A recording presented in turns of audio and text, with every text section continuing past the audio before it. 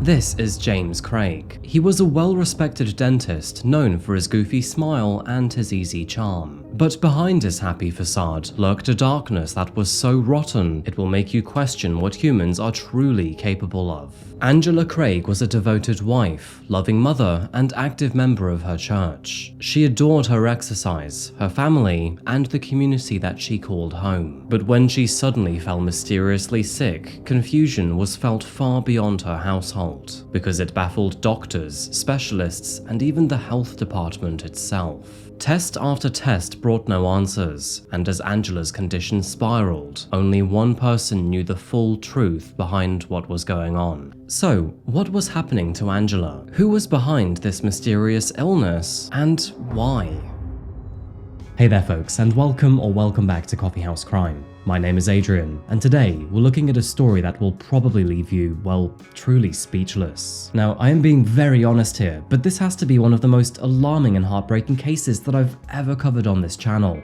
And honestly, I'm at a sheer loss for words at the coldness behind this guy. By the way, if you like true crime, dark, or strange stories, then please do consider subscribing. And now, with that out the way, please grab yourself a coffee and let's get ready for the deep dive. This is the case of James and Angela Craig.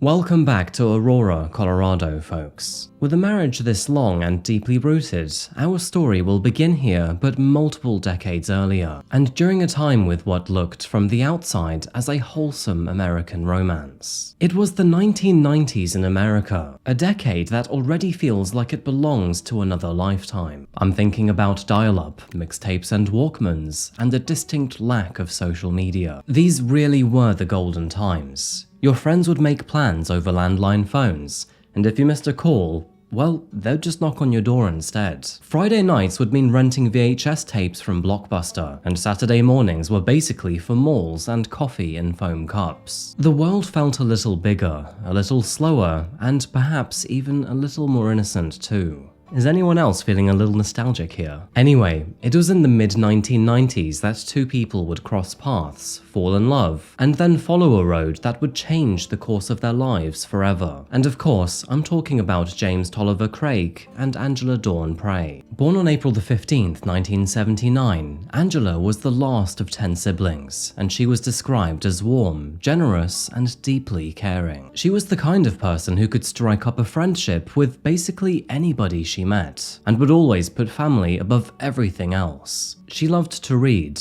loved her mysterious TV shows, and would even get into woodworking. For Angela, life was always about the slow lane and looking after the people that really mattered the most to her. James, on the other hand, was both charismatic and extraordinarily ambitious, with a sharp mind and a clear career path ahead of him. After graduating from a degree in dentistry, he would then go on to serve as a student professor at the University of Missouri-Kansas City School of Dentistry, which, quite ironically, is quite the mouthful. After finding each other, Angela and James fell wildly in love. By December of 1999, they had officially married, and both of them seemed quite keen for a stable family life. And that is precisely what followed, because by 2023, the couple had 6 children together and a home found in the city of Aurora. They shared a beautiful home together, including 6 bedrooms, 8 bathrooms, and over 6,000 square feet of property. The Craigs were your typical interdependent family, with James being the financial supporter and Angela being the nurturing provider. You can tell in plenty of pictures that Angela was a mother through and through. Friends described her as the glue that held the family together. Meanwhile, James built a kind of successful career in the dental industry. Angela was the silent force behind his success and the kind of irreplaceable partner who made it all possible for him. She managed the home, raised their 6 children, and kept the lights on while James chased his ambitions. Over the years, they shouldered life's burdens together,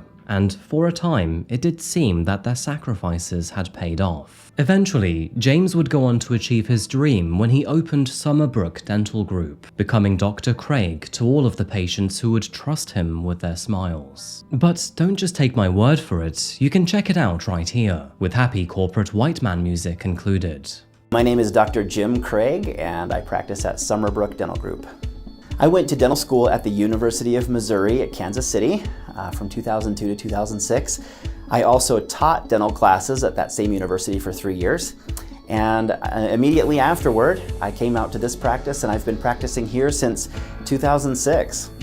My approach to dentistry begins with sincerely listening to the patient and wanting to find out more about where they're coming from and what they're looking for and what they want. I also have a very strong philosophy that a happy team makes happy patients. And we have such a wonderful team here at Summerbrook. There's really no weak links. And I love hearing patients talk to me about how the positive interactions with my staff have affected their comfort level at the office. That's one of the hallmarks of Summerbrook Dental, is that we try to be happy here. Now, to the outside world, the Craigs really did appear to have it all.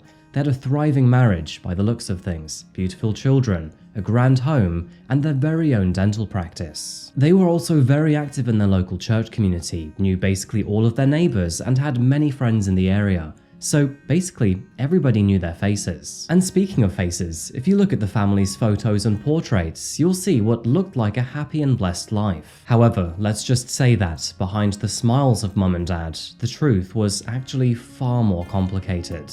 Unfortunately, it turns out that their marriage was actually far from perfect. Extraordinarily far, in fact. And most of those reasons were actually thanks to James, and James alone. It turns out that, in the background, he was actually having multiple long-term affairs with various women, with each one obviously leaving Angela completely devastated. However, each time it happened, he somehow convinced her to stay. This happened numerous times over the course of 16 years. And of course, it was enough to make Angela want to leave on more than one occasion. But of course, with 6 kids, you can imagine that things were not so simple. And actually, the affairs were not the only secret weighing them down either. James was also severely addicted to pornography, and apparently had been ever since his teenage years. Of course, this issue would further strain the intimacy between him and his wife. In addition to all of this, there was also one other thing that happened a few years ago, which you could probably call as, just a small incident. It was in the year 2017 that James had intentionally drugged his wife. And I'm not talking about the metaphorical sense either, but literally, secretly, and without her consent. Angela woke up both disoriented and confused, and when she confronted him about it, well, James explained that he had done it to her so she couldn't stop him when he tried to take his own life. And if you think about it, this wasn't a valid explanation at all. If anything, it just made things even worse. Now, after this incident, Angela did try to forgive him, but the truth is that she never really forgot. The relationship was never the same again after that, and it's clear that James saw that as just another excuse for his infidelity. Financial stress would only seem to deepen the cracks between them. James was clearly a risk taker, both in life, people, and business. In fact, his dental practice was actually bleeding money, and by the year 2021, he had to file for bankruptcy. Apparently, Angela was saying to her friends in the background that James was unfortunately running the dental office into the ground, and that between them, they were barely keeping financially afloat. And while all of this was happening, James even traveled to Las Vegas and gambled away over $2,000. Money that the family simply did not have to spare. Things got so bad that, in August of 2022, his friend Ryan Redfern would have to step in and acquire the practice. Doing this really did save James's company, also making Ryan his business partner moving forward. Although the dental office was now technically stable, the rest of James's life clearly was not. In the early months of 2023, he had confided in Ryan that both he and Angela were having serious marital problems. And although he was quite vague with the details, it was clear that James was no longer satisfied. Meanwhile, Angela, who was loyal as ever, always tried to hold things together. She valued her faith, valued her marriage, and would try to seek counseling through the church. But all of those close to her could clearly see the toll it was taking on her life. And by early 2023, the home was filled with tension. Angela, who was now in her 40s, was carrying the weight of a failing marriage that had been shattered by a reckless man-child who liked to gamble, drug, and screw his morals into the ground. And despite all of this, she never stopped loving her husband or trying for her children. However, by March 2023, she found herself in a storm that no one could see coming. After seeing her family for a few days, Angela returned home to what should have been ordinary life. This included workouts in the morning, coffee, and her usual rhythms. However, on March the 6th, something seemed to shift without warning. The morning began like countless others. As usual, Angela and James worked out together, with James handing her a protein shake afterwards. A gesture that recently had become part of their routine. But as James returned to the dental practice, Angela sent him a very worrying text message. It read, "I think my body is not liking the caffeine this morning. My head feels funny and dizzy and very strange." James responded by suggesting that maybe he had given her too much caffeine, while Angela would go on to express other symptoms too. This included her eyes not wanting to focus, her head and eyes working slowly, and her body responding slowly. He would then go on to reply, "Given our history, I know that must be triggering. But for the record, I didn't drug you." It was unprompted and unnervingly precise, almost as if he had already thought about how this might look from her perspective. Back at home, Angela's vision had blurred and a tingling sensation had spread through her body. She was terrified too and had no idea why all of this was happening. And although he said that he would come home to help her, text messages reveal that he took 2 hours before getting on the road. James rushed her to the hospital, but the truth is that even doctors were baffled. I mean, her medical report noted symptoms of dizziness, fatigue, confusion, a pounding headache, unstable blood pressure, and nausea, which is a lot to have under one roof. It was so obvious that Angela was extraordinarily sick. However, all of her tests revealed nothing. And so, with no evident cause, she was released to go home that day. Now, personally speaking here, but if I was this sick and all I got from the doctor was a look of confusion and then a push out the front door, I would be very unhappy. However, James was very nonchalant about the situation, and as for Angela, well, she probably thought it could have been anything like a cold or even just a virus, and so she decided to head home and help look after the children. Angela's symptoms continued, and by morning, she was right back to where she was the day before. Despite these severe symptoms, James made the decision to head back into work. From there, messages between the two show how sick and confused Angela was, and also how upbeat and nonchalant James appeared. By the next morning, Angela was once again so weak that she could barely stand. As a result, she was rushed back into hospital, this time being admitted for a longer stay. Her lifelong friend Nicole noted that when she visited her in hospital, she found her curled up in bed and unable to eat or even lift her head. It is noted that Angela told Nicole that James had made her another shake that morning, and soon after she'd collapsed. And although Nicole texted James for answers, his reply seemed to be brief, merely saying that it was probably post-COVID and not diabetes. What was also strange is that there was no alarm or sense of urgency in his text messages, merely a casual shrug at his wife's mysterious decline over the recent days. He would often bring food into the hospital for her, and would always ask her if she wanted anything to drink, never missing an opportunity to bring in food or treats that she could consume. For 5 grueling long days, Angela endured a range of tests. There were neurological scans, infection panels, metabolic workouts, you name it really. But despite all of these tests, none of them seemed to be conclusive. Meanwhile, her symptoms were both relentless and persistent. She had blinding headaches, blurred vision, eye pain, dizziness, heaviness in her limbs, tingling, exhaustion, and even vomiting. And every time she felt better for a short while, it would always follow with her crashing again and again. Hundreds of messages between her and James show her confusion, pain, and anguish. But James, on the other hand, would even seem excited by all of it, even joking about her extreme heart rate and her low blood pressure. By March the 14th, all medical personnel were yet again completely baffled by the situation.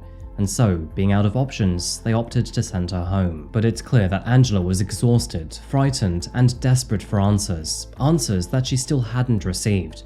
She had no idea what was wrong with her, and she really wanted to know more. Throughout this entire ordeal, friends of the family noticed that James was providing clinical updates, but basically nothing else. He wasn't fearful at all, and didn't seem curious as to what was wrong with his wife. And when he was talking to Angela, he basically seemed to have an excuse for everything, like stress, a virus, or maybe even long COVID. But for Angela, this was horrifying beyond all measure because, quite simply, she had no idea what was wrong with her body. And without a diagnosis, how could she tell if the worst was over or still yet to come? Well, let me tell you, sadly, this was just the beginning. Come March the 15th, and Angela hadn't even been home for 24 hours. Still fragile from her unexplained illness, James decided to stay home with her that morning. But then, by noon, everything had suddenly worsened. At around 11 a.m., Angela suddenly collapsed onto the floor. But not the slow, spiraling weakness like before, but a sudden catastrophic crash. Her brother, Mark, who just happened to be there at the time, rushed her to the hospital. And sadly, there, in the emergency room, Angela's body rapidly gave in. At around 2 p.m, she suffered a violent seizure. That is when her body convulsed and her consciousness suddenly vanished. Doctors scrambled to force oxygen into her lungs, which now were no longer breathing on their own. Next, her blood pressure plummeted, and then her pupils stopped reacting. Scans concluded severe swelling in her brain and revealed that she was now comatose with no signs of brain activity. As a result, they moved her to the ICU, hooked her up to life support, and prayed for a miracle. But in the hallways outside, something else was happening too. James's behavior seemed rather off. And instead of staying by Angela's bedside, he now spent hours glued to his phone, stepping out repeatedly to take phone calls or send text messages. Both friends and family alike noticed this, and when they pressed him for if everything was okay, he just seemed, well, rather impatient and agitated. And that is when Dr. Ryan Redfern, who is James's business partner, decided to pull a nurse aside. He had a very low but certain tone about him, and he said to the nurse, "I'm worried that Angela may have been poisoned with potassium cyanide." Now, those are very heavy words, and of course, they are massive insinuations towards his business associate, James. However, they were not pulled out of thin air either, because as it turns out, only 2 days prior, a mystery package showed up at the office. It was a few days prior that James had told everyone at the office that he was expecting a personal package, and under no circumstances should anyone open it. But thankfully, one of his colleagues forgot those instructions. And so, when she opened this box, she noticed a small plastic container with the words potassium cyanide on the label. Both confused and, of course, a little concerned, she decided to reseal the package before then handing it to James, and basically said nothing of it. However, that curiosity would slowly gnaw away at her, and when she realized the dire situation that Angela was in, she decided to speak to her other boss, Ryan. With knowledge in chemistry and also being aware of James's history and current situation, Ryan's stomach suddenly dropped. He noticed that Angela's symptoms seemed to match that of cyanide poisoning almost perfectly, and all of a sudden, he believed that maybe he had just solved the mystery. Within minutes, hospital staff contacted the police, but of course, without any solid proof, they would instead sit quietly with this information. And while all of this was going on, what precisely was James up to? Unfortunately, it was the kind of stuff that would make you furious. It turns out that the very next day, and while his wife was still brain dead and hooked up with machines to help keep her alive, James was out with another woman that he had met only a couple of weeks prior. Now, we will talk more about his mistress Karen shortly, but it is worth highlighting for now that she had no idea about the true story behind James and Angela. Karen had caught a flight from Texas to help support James throughout this tragedy, who claimed that his ex-wife was sick and in hospital. After arriving, the pair checked into a hotel, made love, went hiking, and then enjoyed sushi together, all while Angela's heart was kept beating by a ventilator. The following morning, James then left Karen at the hotel, telling her that he had business to take care of. In reality, that business was choosing a burial plot for his wife, all while she was still technically alive. And then later that evening, he then returned to Karen to spend the rest of the night with her. At 4:29 p.m. on the afternoon of March the 18th, Angela was tragically pronounced brain dead and then removed from life support. The official cause of her death would later read acute poisoning by cyanide and tetrahydrozoline, the chemical that can be found in eye drops. Of course, her family family's grief was absolutely profound. However, beneath that grief burned something far, far darker. In the last week or two, they had all grown rather suspicious of James. And as for investigators, well, that concern was becoming more definite. By the time that Angela had passed away, many of those investigators believed that she had in fact been murdered, and the man responsible for all of this was her very own husband. Angela's death didn't close the book, but instead blew this story wide open, and what began as a mysterious illness by mid-March had transformed into a murder investigation. And thankfully, detectives wasted no time whatsoever. The tip from Ryan seemed to set the story ablaze, and by March the 16th, as Angela still lay dying, police interviewed both Ryan and his wife, Michelle. Within this interview, they laid everything out on the table, from Angela's strange symptoms right the way through to that mysterious package. And they even shared all text messages they had with James. And guess what? But it was in those messages that detectives realized something rather odd. James never seemed to even offer the possibility of this maybe being poisoning, kind of like he was trying to steer any suspicion away from it. And when officers finally got around to interviewing other staff at the dental group, well, let's just say that they confirmed everything they needed to know.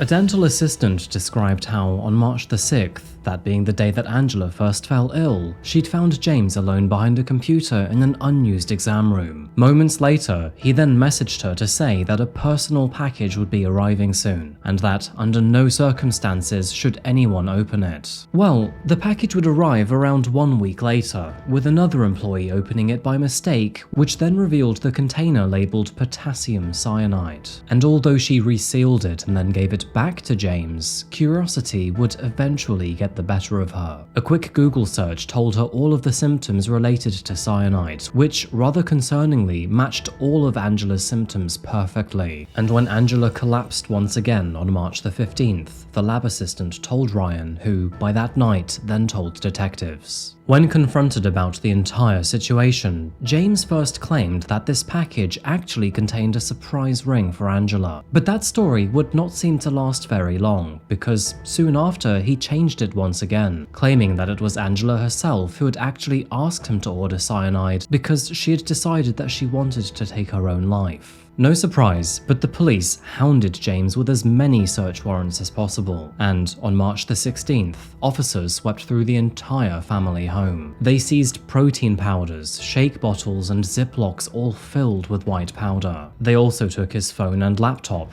Angela's phone, and even more crucially, the hard drive that was found in the exam room computer. What they found on that computer was a hidden Gmail account which was created only a few days before Angela's first visit to the ER. And under this email address, which was jimandwaffles@gmail.com, detectives found a slew of damning searches and purchases. On February the 27th, James searched, "How many grams of pure arsenic will kill a human?" Later that day, he ordered crystallized arsenic to the family home, arriving on March the 4th, only 1 day before Angela returned home from visiting family. But when arsenic wasn't working fast enough, he escalated the situation. On March the 6th, which was only hours after Angela's first trip to the hospital, he ordered a deadly plant toxin called oleandrin. However, when FedEx intercepted the package, he grew frustrated and moved on to something even faster. Of course, that being potassium cyanide.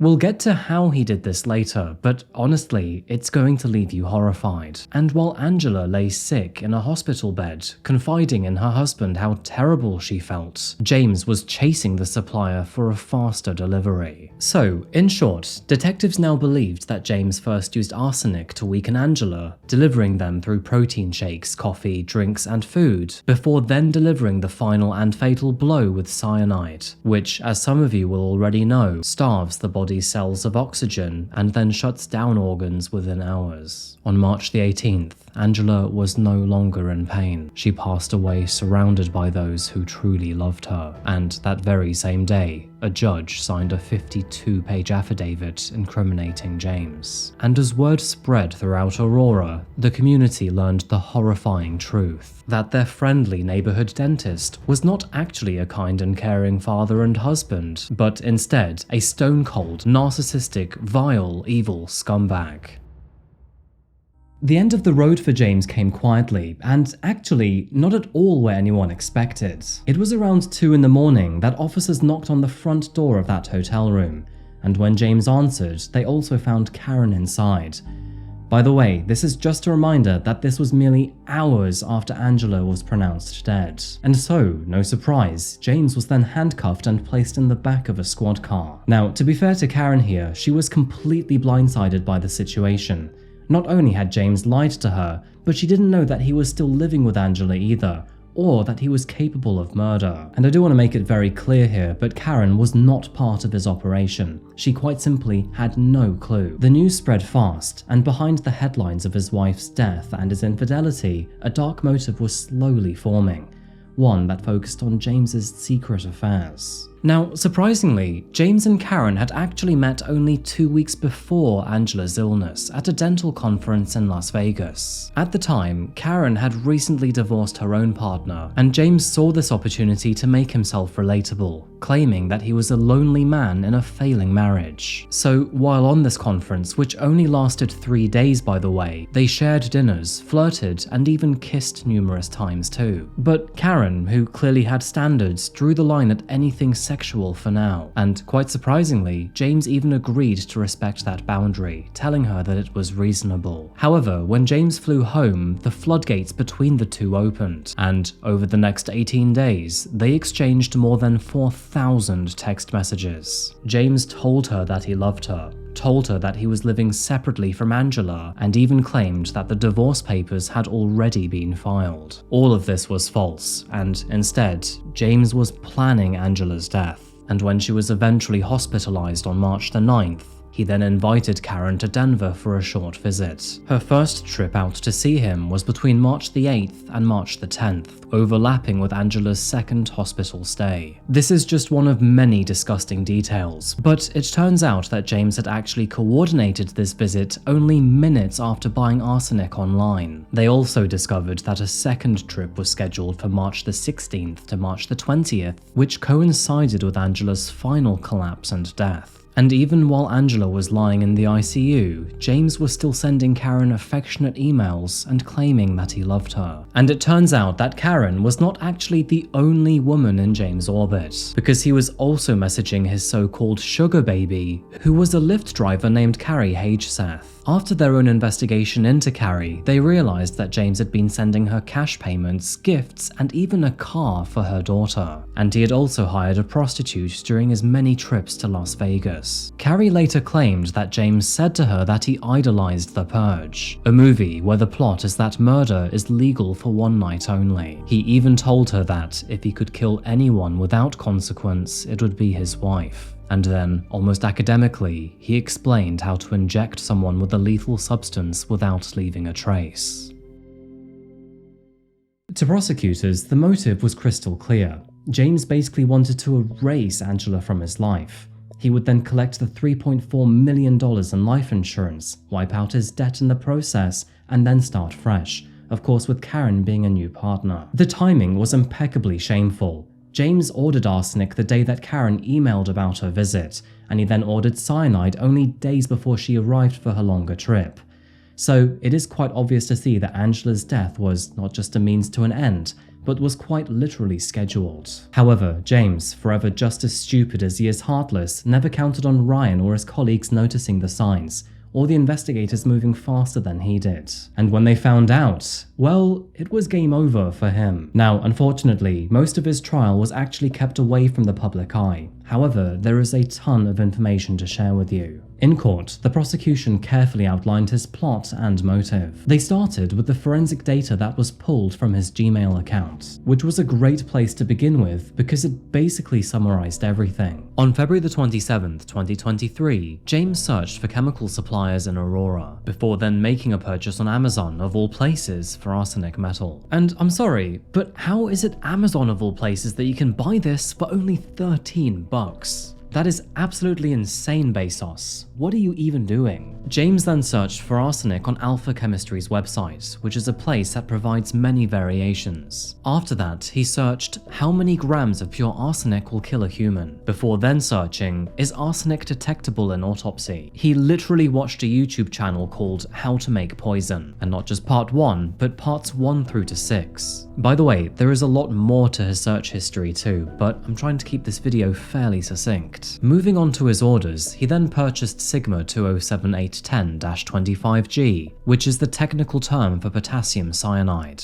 And when the supplier asked what he needed it for, James claimed that it was to possibly eliminate intolerances which are seen in some patients with metals. He even went on to tell the supplier that he needed this cyanide as soon as possible so he could demonstrate this research to the students. As you can see, there was a lot of back and forth in these emails, but long story short, James was extremely impatient to get the cyanide. And just a side note, but I really hate the way this guy types. It seems like absolutely nothing sounds serious with him. Prosecutors also highlighted many emails between James and Karen during the time that Linda lay dying in a hospital. James was both affectionate and sexual in nature, and spoke with great excitement about plans to see her. Even Angela's messages would become evidence too. That haunting message to James on March the 6th saying, "I feel drugged," and his flat denial saying, "I didn't drug you," were key in this case. Friends also recalled how she constantly asked for help, and how James seemed to brush it off as just post-COVID and never suggested testing for poison.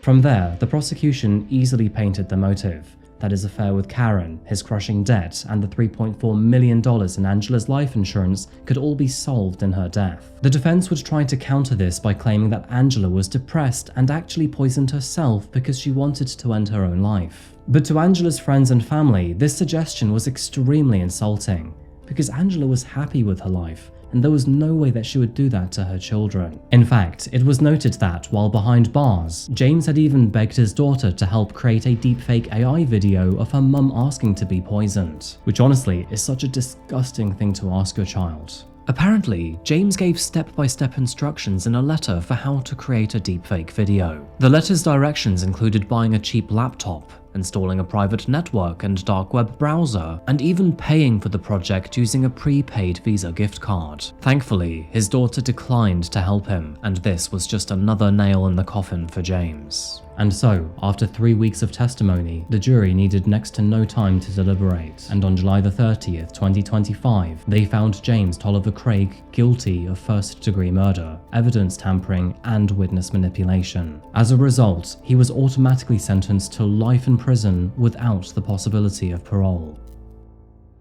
As to verdict form, count 1, murder in the first degree. We, the jury, unanimously and beyond a reasonable doubt, find the defendant, James Craig, guilty of murder in the first degree. Dr. Craig unleashed a path of destruction as wide as a tornado and just as devastating. As you can imagine, both sides of the family were elated to hear the sentence. During the victim impact statements, one of Angela's brothers said that James acted out of selfishness, lust, dishonesty, and narcissism. Meanwhile, one of her sisters called James a snake in the grass, and one of his very own daughters said, "My dad was supposed to be my hero, but instead, he will forever be the villain in my story." When offered a chance to speak, James quietly declined, which, to be honest, is exactly what I would expect from him. Throughout the trial, it became very evident that James was no longer in love with his wife. However, with the divorce threatening to cost him half of his empire and a heap of shame on his name, he chose murder instead, keeping his wealth while simultaneously he cashed in with her life insurance. Of course, there was one other motive too. James truly believed that Karen was into him, and he thought that if he were to get rid of Angela, then he could live with her instead. But the funny thing is that Karen was not really into James too much actually. Not only that, but she had no part in his deadly fantasy. If I had known what was true, I would not have been with this person. In total, how long were you together with James Craig? I want to say it lands right exactly at 3 weeks. Do you think that James Craig allegedly poisoned his wife to clear the deck so he could be with you?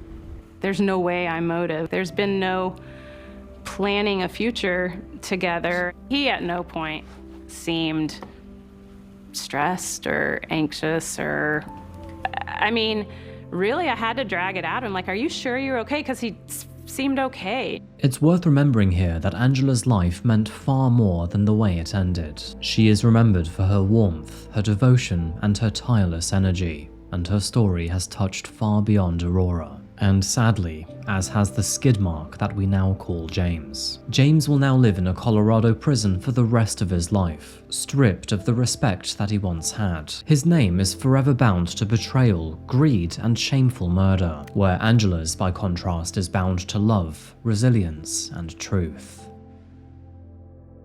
Yet again, this case is a horrible reminder that even a polished facade can always hide terrible truths. Reflecting on this case, I still genuinely can't believe what James did. The sheer level of cruelty that he inflicted on his own wife is absolutely incomprehensible, and in my opinion, is nothing short of torture. But seriously, how can someone have such little regard to the person they love and the mother of their own children? It's just absolutely heartless. To me, James Craig stands out as one of the most cold-hearted and calculated monsters that I have ever covered on this channel, and as you can tell, I have zero sympathy for this pig. But anyway, that's my own opinion out the way, and I'd love to know what you think about this case, so as always, please share your thoughts in the comments down below. Anyway folks, I think that pretty much wraps up this case today. Thank you so much for making it this far, I really do appreciate it. And if you haven't subscribed yet, please consider doing so, it never goes amiss. Anyway, I'll see you again very shortly, likely next week. But until then, please make sure to look after yourselves, look after each other, and stay curious. Thank you, and goodbye.